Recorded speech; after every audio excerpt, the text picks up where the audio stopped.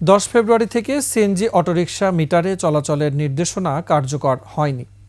Traffic police বলছে এ নিয়ে তারা কোনো নির্দেশনা পায়নি। আর মালিকরা বলছেন 2015 সালের গেজেটে যে ভাড়া নির্ধারণ করা হয়েছে সে ভাড়ায় এখন সিএনজি অটোরিকশা চালানো সম্ভব নয়। সিরাত আল মুস্তাকিমের রিপোর্ট। সিএনজি চালিত অটোরিকশা চালুর প্রথম দিকে মিটারে নির্ধারিত ভাড়া ও যাত্রীদের চাহিদা মতো গন্তব্যে চলাচলের বাধ্যবাধকতা ছিল, কিন্তু সে শর্ত আর মানা হচ্ছে না। চালকদের ইচ্ছা অনুযায়ী ভাড়া গুনতে হচ্ছে যাত্রীদের।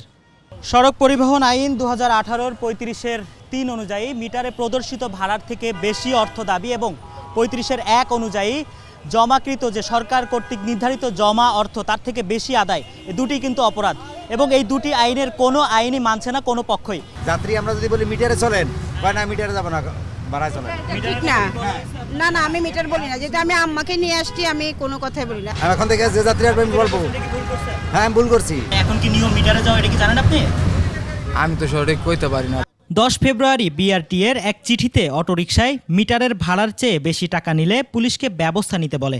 তবে ট্রাফিক পুলিশ বলছে এ ধরনের কোনো নির্দেশনা তারা পায়নি। ক্যামেরায় ওয়াও, স্টাইল দেখাও, Xenon X21 পারলে ঠেকাও। চালক ও মালিকরা বলছে 10 বছর আগের ভাড়ায় সিএনজি অটোরিকশা চালানো সম্ভব নয়। 4 বার গ্যাসের দাম বাড়ছে, তাহলে আমাদের ড্রাইভার মিটারে গাড়ি কিভাবে চালাবে? আর আমরা 900 টাকা জমা নিয়ে গাড়ির যে বর্তমানে খরচ, মনে করেন বৈশা থাকা, মানে যখন জাম থাকে তখন হলো বেশি ভাড়া ওঠে, মিটারে যাইতে চায় না, তখন কন্ট্যাক্টে যায়। আর যখন রাস্তা খালি থাকে তখন হলো মিটারে যাইতে চায়।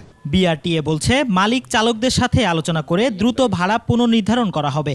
মালিককেও মানতে হবে যে 900 টাকা বেশি নিতে পারবে না, আবার শ্রমিককেও মানতে হবে যে তার মিটারে চলতে হবে, দুটাই মানতে হবে।